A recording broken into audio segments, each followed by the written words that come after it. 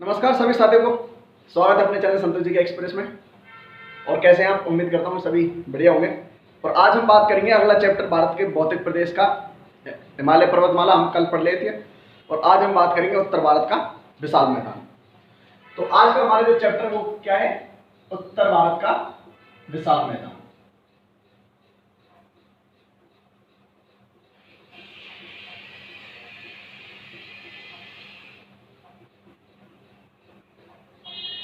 उत्तर भारत का विशाल मैदान, ये हमारा दूसरा भौतिक प्रदेश है। क्योंकि हमारा चैप्टर ज्योग्राफी में भारत के भौतिक प्रदेश चल रहे हैं ना। कल हमने पढ़ा था हिमालय पर्वतमाला और आज हम बात करेंगे उत्तर भारत का विशाल मैदान। देखो, उत्तर भारत का विशाल मैदान क्या है, मैं आपको पहले मानचित्र की सहायता से बता देता हूं इसको।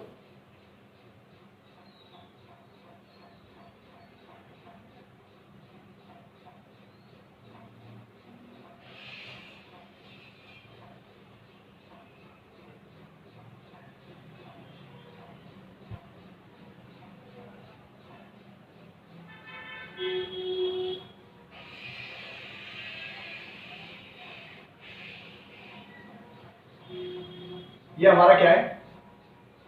भारत का मानचित्र। ठीक है, अब भारत का हमने कल पढ़ा था कि हिमालय पर्वतमाला, ये स्थिति कौन सी हमारे हिमालय पर्वतमाला की। ठीक है, जो भारत का पहला भौतिक प्रदेश है। ठीक है, अब भारत के जो हमारा उत्तर भारत का विशाल मैदान है, इसका निर्माण कैसे हुआ? देखो, हिमालय पर्वतमाला से जो नदियां निकलती है ना, हमारी हिमालय पर्वतमाला से निकलने वाली नदियां से बनने वाला जो मैदान है हमारा, वो क्या है? उत्तर भारत का विशाल मैदान कहलाता है। ठीक है, ये क्या है? हमारा उत्तर भारत का विशाल मैदान।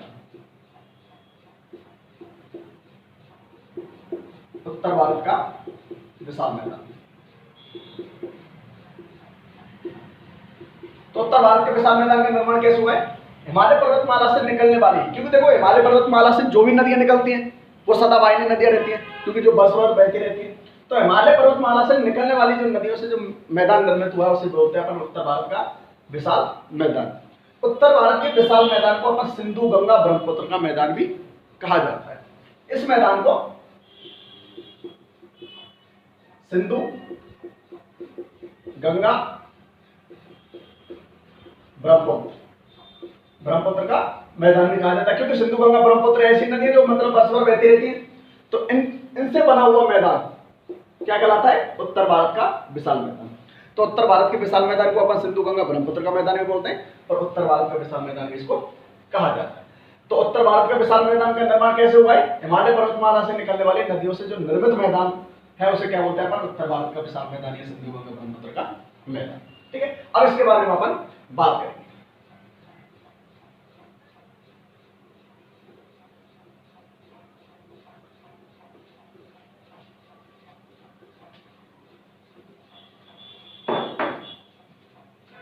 अपन डायग्राम की सहायता से पढ़ेंगे इसको।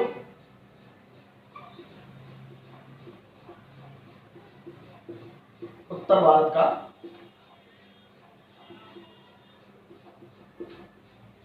विशाल मैदान, यह हमारा दूसरा भौतिक प्रदेश है। कौन सा भौतिक प्रदेश है? दूसरा भौतिक प्रदेश। ठीक है, अब अपन इसके बारे में विस्तार से अध्ययन करेंगे। देखो, उत्तर भारत के विशाल मैदान का उपनाम क्या है इसका? सिंधु गंगा ब्रह्मपुत्र का मैदान। सिंधु गंगा ब्रह्मपुत्र का मैदान। उत्तर भारत के विशाल मैदान को अपन सिंधु गंगा ब्रह्मपुत्र का मैदान कहा जाता है। और इस मैदान को, उत्तर भारत के विशाल मैदान को हिमालय का उपहार, देखो सबसे पहले इसमें ध्यान रखना है ना, हिमालय का उपहार, हिमालय का उपहार भी कहा जाता है। हिमालय का उपहार इसलिए कहा जाता है, देखो ये हमारी जो हिमालय पर्वतमाला से जो नदियां निकलती है ना, वो कैसी होती है? सतवाही नदियां होती हैं। और सतवाही नदियों के साथ में जो हमारी जो पर्वतमालाओं से नीचे उतरती है ना, तो अपने साथ कंकड़ पत्थर और जलोढ़ मैदान लेके आती है, अपने साथ कचरा लेके आती है। तो वो कैसा मैदान होता है? उपजाऊ मैदान होता है। कैसा होता है? उपजाऊ। जलोढ़ मैदान जो भी होगा ना वो हमारा उपजाऊ मैदान होगा, जो आप अपनी इस तरह के बारे में बात करेंगे, ठीक है। तो इसे सिंधु गंगा ब्रह्मपुत्र का मैदान और हिमालय का उपहार भी कहा जाता है, क्योंकि यह भारत का अन्न का कटोरा, उत्तर भारत के विशाल मैदान को अन्न का कटोरा भी कहते हैं अपन, ये ध्यान रखना। क्योंकि सबसे ज्यादा जो कृषि होती है ना हमारे, ये कहां पे होती है? उत्तर भारत के विशाल मैदान में, क्योंकि मैदान कैसा है? उपजाऊ मैदान है, ठीक है। तो सिंधु गंगा ब्रह्मपुत्र का मैदान, हिमालय का उपहार और भारत का अन्न का कटोरा, भारत का अन्न का कटोरा, अन्न का कटोरा। तो देखो इससे कितने नामों से जाना जाता है? 3 नामों से। क्योंकि भारत का अन्न का कटोरा इसलिए कहा जाता है क्योंकि सबसे ज्यादा जो कृषि होती है हमारे, जिसका घनत्व सबसे ज्यादा होता है कृषि का, वो उत्तर भारत के विशाल मैदान में होता है। कारण क्या है? क्योंकि उपजाऊ मैदान है, क्योंकि नदियों से निर्मित मैदान है, जो अपन पढ़ेंगे अभी खादर, बांगर, बाबर, तराई, इन सब के बारे में, ठीक है। हिमालय पर्वत, इसका उत्तर भारत के विशाल मैदान का क्षेत्रफल,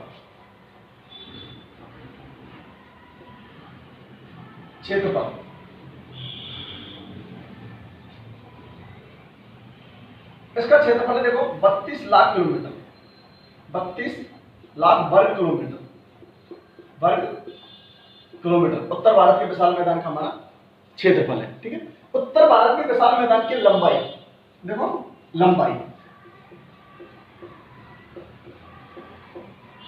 उत्तर भारत के विशाल मैदान की लंबाई,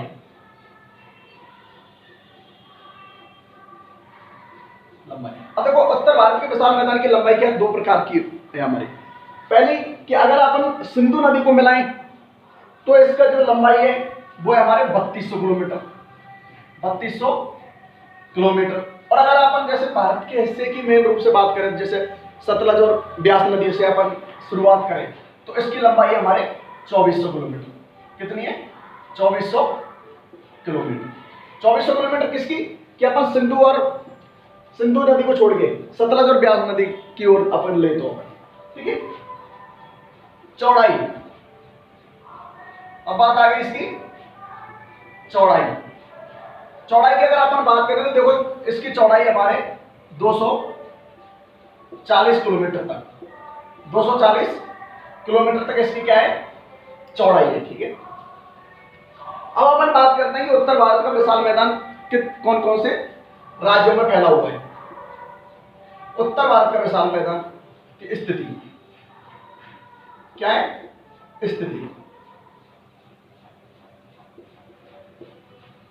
स्थिति का मतलब विस्तार, यानी देता हूं मैं विस्तार।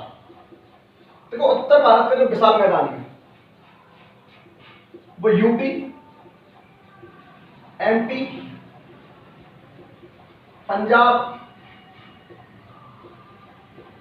हरियाणा,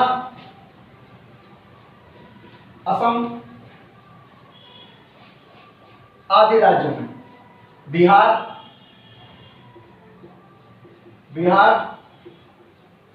और पश्चिम बंगाल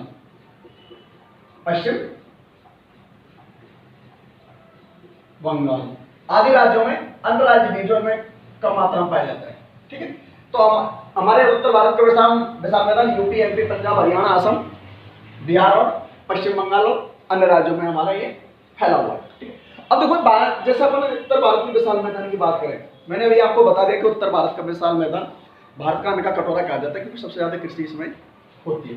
अब अपन इसके बारे में बात करेंगे कि उत्तर भारत के विशाल मैदान को कितने भागों में बांटा गया भौगोलिक रूप में, जिसमें आएंगे हमारे तराई, भावर, जलोढ़ मैदान 2 प्रकार के होंगे, खादर और बांगर, इनके बारे में अपन अध्ययन करेंगे, ठीक है। अब मैं आपको इसमें ये जो पॉइंट हमारी ये तो अपने को देखो याद होनी चाहिए, ठीक है। अब अपन बात करेंगे कि उत्तर भारत के विशाल मैदान वो, जैसे मैंने अभी आपको बता दिया कि इसके भारत का अन्न का कटोरा, हिमालय का उपहार, सिंधु गंगा ब्रह्मपुत्र का मैदान भी कहा जाता है, ठीक है। यह मैदान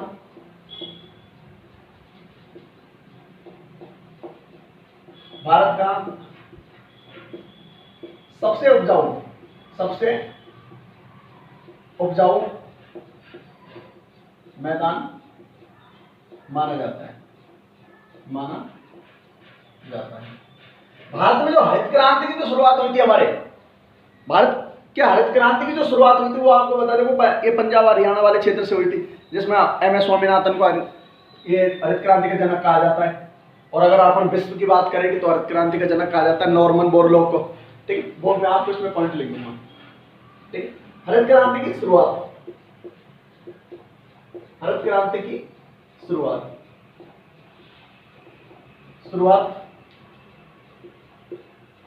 इसी मैदानी क्षेत्र से हुई, इसी मैदानी क्षेत्र से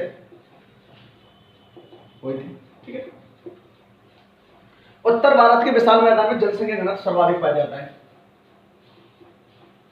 यहां जनसंख्या घनत्व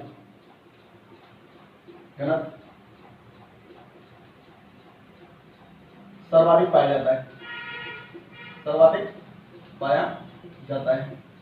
सबसे ज्यादा कृषि घनत्व भी उत्तर भारत के विशाल मैदान में पाया जाता है। सर्वाधिक कृषि घनत्व भी कहां पाया जाता है? हमारे उत्तर भारत के विशाल मैदान में। ठीक है, अब अपन बात करेंगे इसको मतलब भौतिक प्रदेशों में बांटने की।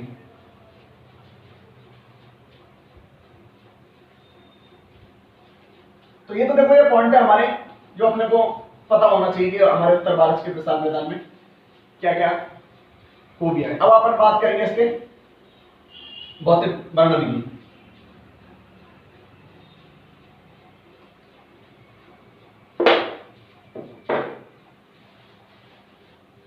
हमारे उत्तर भारत के विशाल मैदान में पाए जाने वाले उपजाऊ प्रदेश,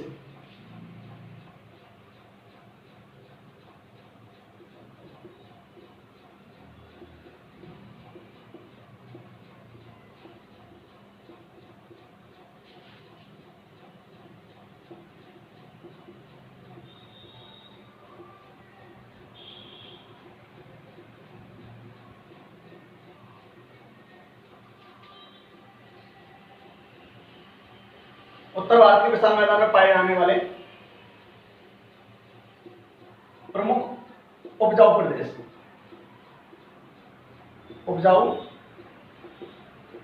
देखो आप इनकी अपन बात करेंगे। ठीक है, यह जो हमारा उत्तर भारत के विशाल मैदान है इसमें देखो इस तरह की आ रहेंगी, क्योंकि फिर अपने को एक अलग से चैप्टर बनाना पड़ेगा, तो अपन इसी में लिख देंगे उनको भी। ठीक है, पहले आता है देखो भाबर, क्या आता है? भाबर। फिर एक आता है प्रदेश तराई, फिर आता है जलोढ़ मैदान,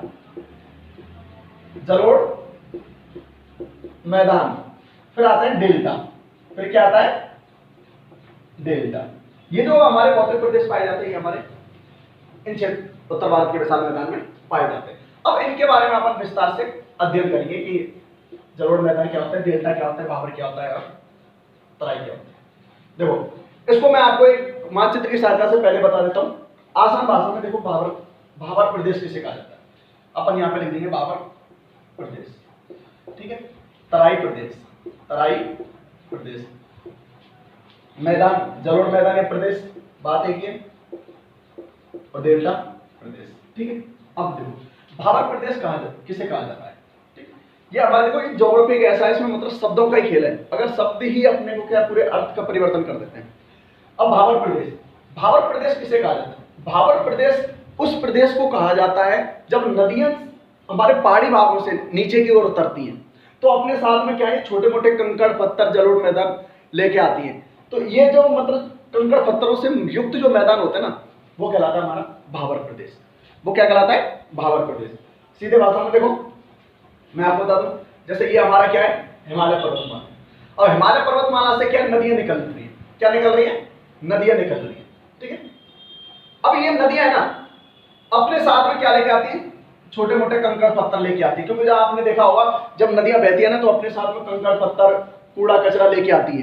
तो ये जो मतलब लेके आते हैं इनको, तो अपने पर्वतपदीय क्षेत्रों में, पर्वतपदीय क्षेत्र का मतलब होता है पर्वतों का निचला भाग, यहाँ पे कंकड़ पत्थरों को क्या कर देती है?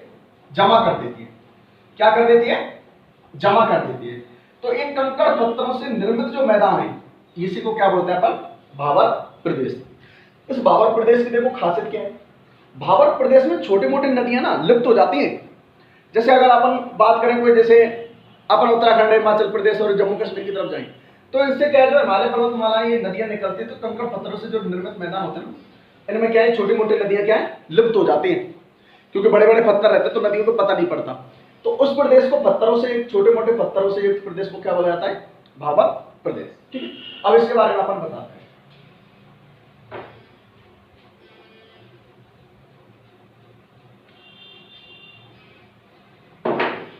भाबर प्रदेश, यह प्रदेश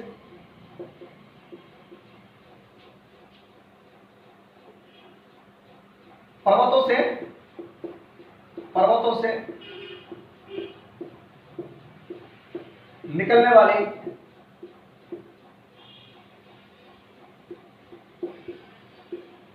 नदियां जब अपने साथ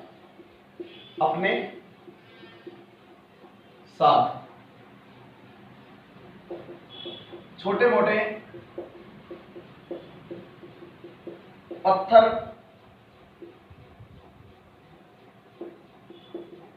जलोढ़, देखो जलोढ़ का मतलब होता है जल के साथ में आया हुआ कचरा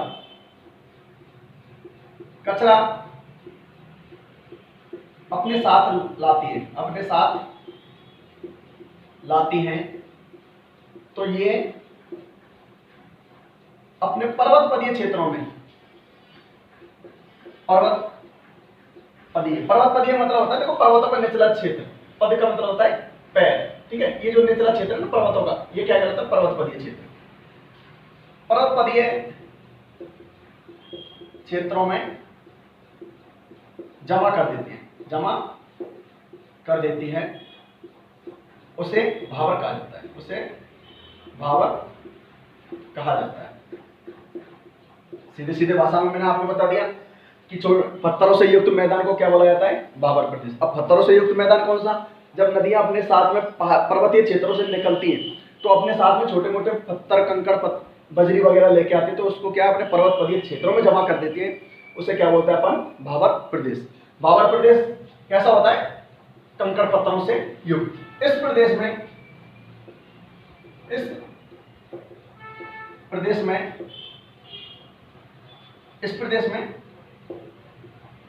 छोटी नदियां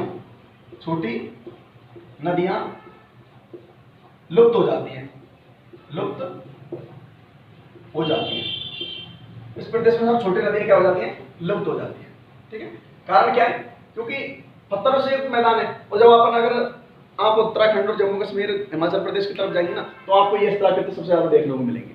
ठीक है, अब बात करें हमारे तराई प्रदेश की। अब बात किसकी करेंगे हम, तराई प्रदेश की।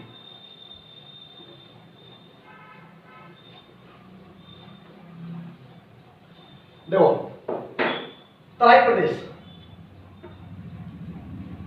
ये जो तराई प्रदेश है ना, ये जो तराई प्रदेश है, ये भाबर प्रदेश के निचले वाला जो हिस्सा रहता है, जहां से मैंने अभी आपको बताया कि भाबर प्रदेश में छोटी मोटी नदियां लुप्त हो जाती है। अब ये छोटी मोटी नदियां लुप्त हो जाती है, वो तो भाबर प्रदेश कहला रहा है, कंकड़ पत्थर से युक्त मैदान। लेकिन जब ये नदियां अपने मैदानी भाग में दोबारा प्रवेश करती है, इन कंकड़ पत्थरों से युक्त जो मैदान में से दोबारा निकलती है, तो वह प्रदेश क्या कहलाता है, तराई प्रदेश। भाबर प्रदेश का निचला हिस्सा क्या कहलाता है, तराई प्रदेश। ठीक है, जैसे देखो एक इस तरह मैं आपको बता देता हूँ। ठीक है, ये हमारा क्या है, कोई पर्वत है। अब पर्वतमाला से क्या निकल रही है, नदियां निकल रही है। क्या निकल रही है, नदियां निकल रही है। अब नदियां अपने साथ में कूड़ा कंकड़, छोटे मोटे पत्थर लेके आती है, तो इन्होंने ये पत्थर कहां जमा करा दिए, अपने निचले पर्वतपदीय क्षेत्रों में। ठीक है, अब ये जो नदियां है, इसके साथ पानी आया है, ये तो हमारी यहाँ नदियां लुप्त हो गई, इस क्षेत्र में लुप्त हो गई नदियां तो। ठीक है, लेकिन जब ये नदियां इन कंकड़ पत्थर युक्त मैदानों से निचले वाला जो क्षेत्र रहता है, जहां से नदियां दोबारा प्रवेश करती है अपने मैदानी क्षेत्रों में, तो वह क्षेत्र क्या कहलाता है, तराई। तराई का मतलब होता है निचला हिस्सा। तो भाबर प्रदेश का निचला हिस्सा, जहां से नदियां दोबारा मैदानी भागों में प्रवेश करती हैं, उसे बोलते हैं अपन तराई प्रदेश। ठीक है,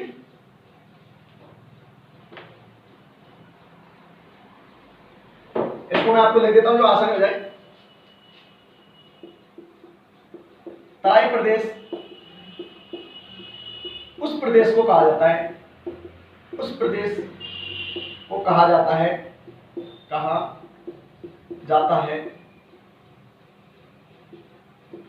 जहां से लुप्त हुई नदियां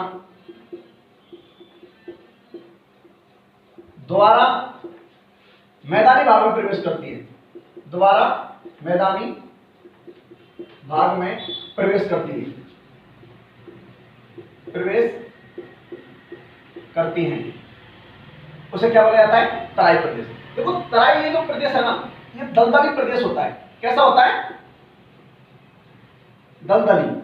दलदली मतलब होता है जैसे अपन जैसे बोलते हैं ना दलदल में फंस गए, ठीक है, तो ये कैसा प्रदेश होता है? दलदली प्रदेश। अब दलदली प्रदेश है क्योंकि उपजाऊ मैदान में आएगा, उपजाऊ मैदान में आएगा तो उसमें क्या सबसे ज्यादा मच्छर पाए जाते हैं, क्योंकि जो गंदगी रहती है जहाँ पे नदियां दोबारा निकल रही हैं तो उसे क्या सबसे ज्यादा मच्छर पाए जाते हैं यहाँ पे, तो इसलिए क्या बोलते हैं? मच्छर पेटी। इस प्रदेश को मच्छर पेटी भी कहा जाता है, मच्छर पेटी भी कहा पाया जाता है। कहा है इसलिए ज्यादा मच्छर पेटी इसको क्योंकि ये जो हमारे तराई प्रदेश एक ऐसा क्षेत्र दलदली क्षेत्र है, और दलदली क्षेत्र में देखो मतलब क्या अलग अलग प्रकार के मतलब कूड़ा कचरा भरा रहता है, तो ये क्या दलदल हो जाता है, जैसे अपनी भाषा में बोलते हैं ना भाई दलदल में फंस गया मैं तो दलदली प्रदेश में सबसे ज्यादा मच्छर पाया जाता है। अगर आप देखोगे कि जहाँ पे सबसे ज्यादा गंदगी होती है, ठीक है, तो जैसे वहां पे कूड़ नाली होती है, उन क्षेत्रों में सबसे ज्यादा मच्छर पाया जाता है, इसलिए इसको क्या बोला जाता है? मच्छर पेटी। इसलिए इसे क्या बोला जाता है? मच्छर पेटी कहा जाता है, कहा जाता है। इस तराई प्रदेश में क्या है? हमारे कुछ घासें उग जाती है। क्या है? क्योंकि उपजाऊ मैदान है तो घास उग जाती है इसमें, और वनस्पति भी उग जाती है, तो इसमें कुछ घास है जैसे हमारी हाथी घास, हाथी घास, कासा घास, कासा घास, ये क्या घासों के नाम है। तो हाथी घास और कासा घास भी हमारे तराई प्रदेशों में पाई जाती है। इस प्रदेश में क्या सर्वाधिक, इस प्रदेश में सर्वाधिक जीव जंतु पाए जाते हैं। जीव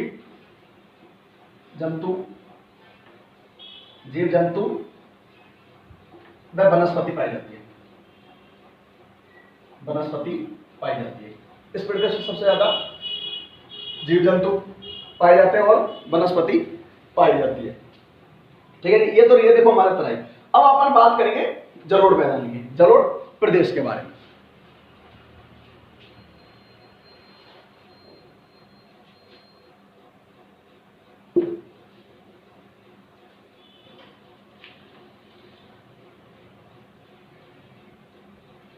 अब हमारा अगला जो टॉपिक है ये कौन सा है? जलोढ़ मैदान। देखो जलोढ़ मैदान दो प्रकार का होता है। कितने प्रकार का होता है? दो प्रकार। एक तो जिसे बोलते हैं अपन खादर, और दूसरे को बोलते हैं बांगर। दूसरे को क्या बोलते हैं? बांगर। पहला कौन सा हमारा? खादर, और दूसरा कौन सा है? बांगर। ये हमारे जलोढ़ मैदान है। अब देखो खादर किसे कहा जाता है और बांगर किसे कहा जाता है। देखो नदियों द्वारा जो निर्मित नया मैदान होता है ना, इसमें ध्यान रखना है आप, इसमें मतलब क्या है कि लड़के मतलब वो नहीं कर पाते अंतर की खादर और बांगर होता क्या है, ठीक है। नया निर्मित जलोढ़ मैदान, नया मैदान जो होता है, नया जलोढ़ मैदान अगर अपन आसान भाषा में अगर बात करें तो नया जो जलोढ़ मैदान होता है उसे खादर कहेंगे, और पुराने जलोढ़ मैदान को क्या बोलेंगे? बांगर। अब जलोढ़ मैदान है तो नदियों से निर्मित है, ठीक है। अब नदियों से निर्मित है तो अब मैं यहाँ पे आपको परिभाषा लिख दूं,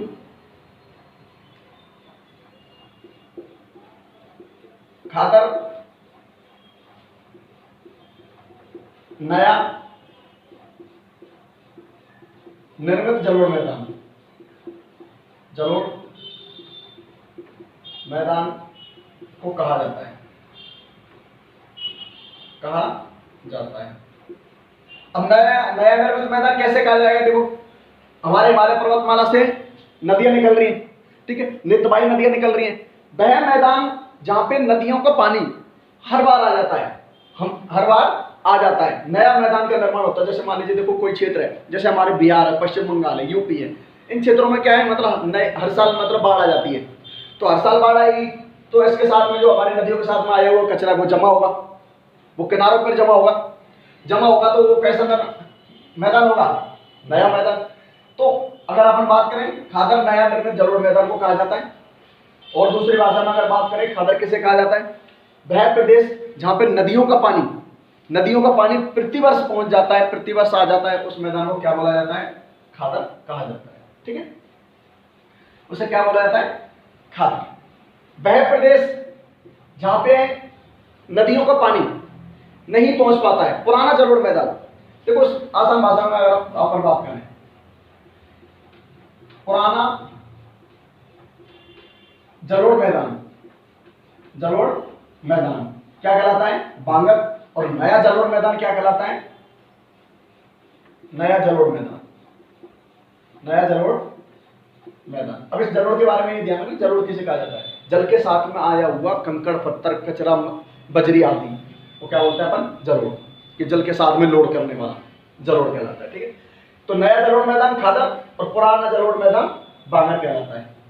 इसमें क्या है, मतलब हमारी नदियां जो बाढ़ आती है वो मतलब नहीं पहुंच पाती। ये ऊंचे मैदान होते हैं। कैसे मैदान होते हैं? ऊंचे मैदान होते हैं जहां पे पानी नहीं पहुंच पाता। लिख देता हूं मैं आपको, ये प्रदेश ऊंचे प्रदेश होते हैं जहां नदियों का पानी प्रतिवर्ष नहीं पहुंच पाता। वो क्षेत्र कैसे होंगे? बांगर वाले। ठीक है, अब देखो अगर अपन बात करें खादर प्रदेश भारत में कौन सा ऐसा खादर प्रदेश के अंतर्गत आता है, तो देखो हमारे ये बिहार हो गए, पश्चिम बंगाल हो गए, यूपी हो गए, इन क्षेत्रों में क्या प्रतिवर्ष बाढ़ आ जाती है। अब प्रतिवर्ष बाढ़ आएगी तो नया मैदान बनेगा। तो ये जो क्षेत्र कौन सा है हमारा? यूपी, बिहार, पश्चिम बंगाल और असम में ये कैसा मैदान है? खादर वाला नया मैदान। अब बांगर ऊंचा प्रदेश है हमारा, तो ये हमारा जो पंजाब, हरियाणा, उत्तराखंड, ये जो क्षेत्र है इसमें मतलब क्या है? ये ऊंचे मैदान है। तो इस क्षेत्रों में क्या है, मतलब हमारा बरसात का पानी, नदियों का पानी प्रतिवर्ष नहीं पहुंच पाता। ठीक है, अब अपन बात करेंगे देखो डेल्टा की। अब बात किसकी करेंगे अपन? डेल्टा की। कि डेल्टा होता किसे क्या है?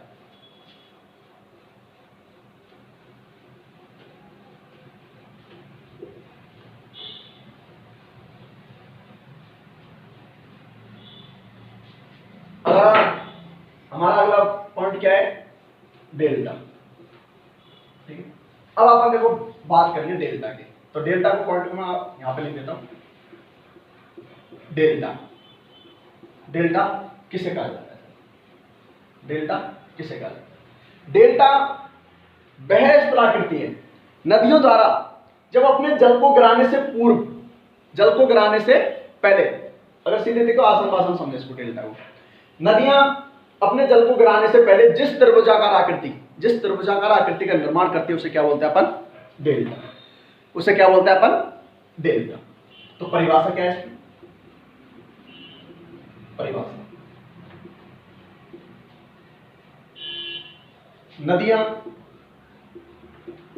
नदियां समुद्र में गिरने से पूर्व का मतलब पहले गिरने से पूर्व जिस त्रिभुजाकार आकृति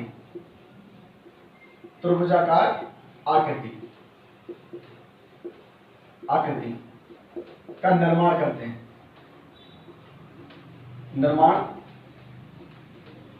करती है, उसे क्या बोला जाता है? उसे डेल्टा कहा जाता है। उसे क्या बोला जाता है? डेल्टा। नदियां देखो जरूरी नहीं समुद्र में गिरे, कुछ नदियां छोटी भी होती हैं। ठीक है, तो नदियां समुद्र या कोई खाड़ी या सागर में गिरने से पहले जिस त्रिभुजाकार आकृति, इसको ध्यान रखना बस, त्रिभुजाकार आकृति जो बनाती है उसको क्या बोलते हैं अपन? डेल्टा। जिसका मैं एक बार आपको एक उदाहरण दे देता हूं इसमें, है ना। देखो ये क्या है हमारा? कोई पर्वत है। क्या है? पर्वत है। अब इससे क्या निकल रही है? नदियां निकल रही है। क्या निकल रही है? नदियां निकल रही है। ठीक है, ये नदियां निकल रही है। अब नदियों के साथ में मैंने अभी आपको बताया कि इनके साथ में पत्थर, छोटे मोटे बजरी, कूड़ा कचरा भी आता है। तो ये समुद्र में, अब ये क्या है हमारा समुद्र है, क्या है समुद्र है। अब समुद्र में गिराने से पहले जो है हमारा इसका जो नीचे का जो पर्वतीय क्षेत्र है, ठीक है, अब इसमें जो है हमारे कंकड़ पत्थर आए हैं तो इसको क्या कर देती है, ये जमा कर देती है, इस स्थलाकृति का निर्माण कर देती है, त्रिभुजाकार आकृति। किसका निर्माण कर देती है, त्रिभुजाकार आकृति। इसको समझना देखो अच्छी तरीके से, क्योंकि इसमें दो शब्द आते हैं जो बड़े महत्वपूर्ण है। किस स्थलाकृति का निर्माण कर देती है, त्रिभुजाकार आकृति का। अब त्रिभुजाकार आकृति का जो ऊपरी जो भाग है, ऊपरी भाग है, इसे बोलते हैं अपन चोप। इसे क्या बोलते हैं अपन, चोप। देखो ज्योग्राफी में मतलब आए हुए शब्द होते हैं जो मतलब बहुत इंपॉर्टेंट होते हैं। डेल्टा का ऊपरी भाग, डेल्टा के ऊपरी भाग को क्या बोलते हैं अपन, चोप। और निचले वाले भाग को क्या बोलते हैं अपन, बिल। निचले वाले भाग को क्या बोलते हैं, बिल। डेल्टा का ऊपरी भाग को चोप बोलते हैं और निचले वाले भाग को क्या बोलते हैं, बिल। तो नदियां समुद्र में गिराने से पहले जिस स्थलाकृति का निर्माण करती हैं उसे क्या बोलते हैं अपन, डेल्टा। डेल्टा का ऊपरी भाग क्या होता है, चोप, और निचला वाला भाग क्या होता है, बिल। ठीक है। अब देखो, अब बात करेंगे कि हमारा विश्व का सबसे बड़ा जो डेल्टा है वो है हमारा सुंदरबन का डेल्टा।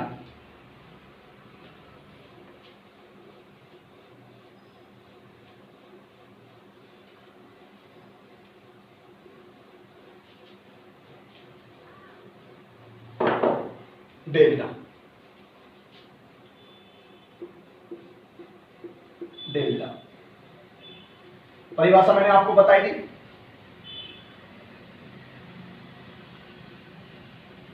परिभाषा, त्रिभुजाकार आकृति कैसी रहती है, त्रिभुजाकार आकृति,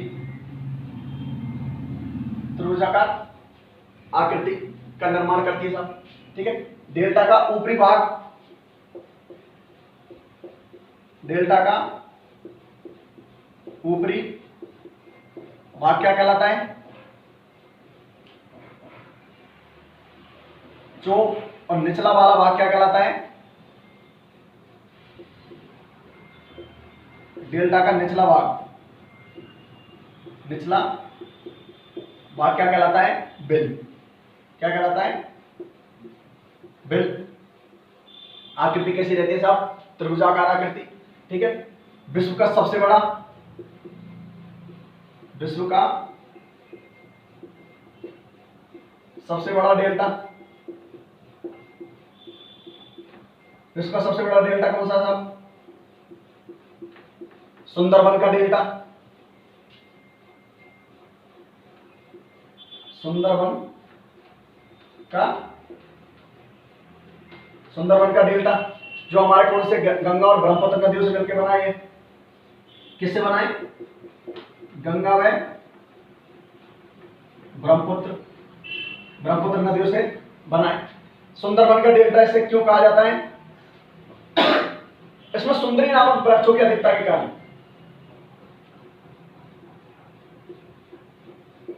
सुंदरी नामक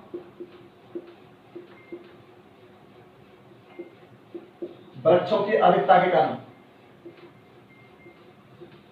अधिकता के कारण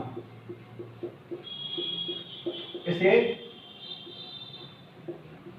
सुंदरबन का डेल्टा कहा जाता है, डेल्टा कहा जाता है। ठीक है। सुंदर, अब देखो, अब बात सुंदरबन का डेल्टा की जो चौड़ाई है, देखो ये हमारे 160 किलोमीटर, 160 किलोमीटर इसकी क्या है, चौड़ाई मानी जाती है लगभग। चौड़ाई देखो, ये जो लंबाई और चौड़ाई है ना, ये मतलब क्या फिक्स नहीं रहती, हर चीज में ध्यान रखो, ये क्या मतलब बढ़ते रहते हैं। अब इसकी जो अनुमानित चौड़ाई है वो 160 किलोमीटर है। क्षेत्रफल इसका, क्षेत्रफल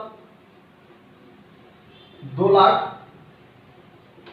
वर्ग किलोमीटर में इसका क्षेत्रफल है। तो ये देखो, ये हमारे इस आकृति हमारे भारत के भौतिक प्रदेशों की। तो दोस्तों, आज का हमारा चैप्टर समाप्त हुआ है। भारत के भौतिक प्रदेशों में दूसरा भौतिक प्रदेश चल रहा था हमारा, हिमालय पर्वतमाला हमने कल पढ़ा था, और आज हमने बात की उत्तर भारत के विशाल मैदान की। दोस्तों, उम्मीद करता हूँ, देखो दोस्तों, क्या मतलब वीडियो को पूरा देखा करो ताकि मतलब आपको समझ में आए। ठीक है, और ऐसे प्यार और सपोर्ट बनाते रहें। आपका अपना संतोष जारोटी, और चैनल को लाइक करें, सब्सक्राइब जरूर करें। ठीक है, जय हिंद, जय भारत।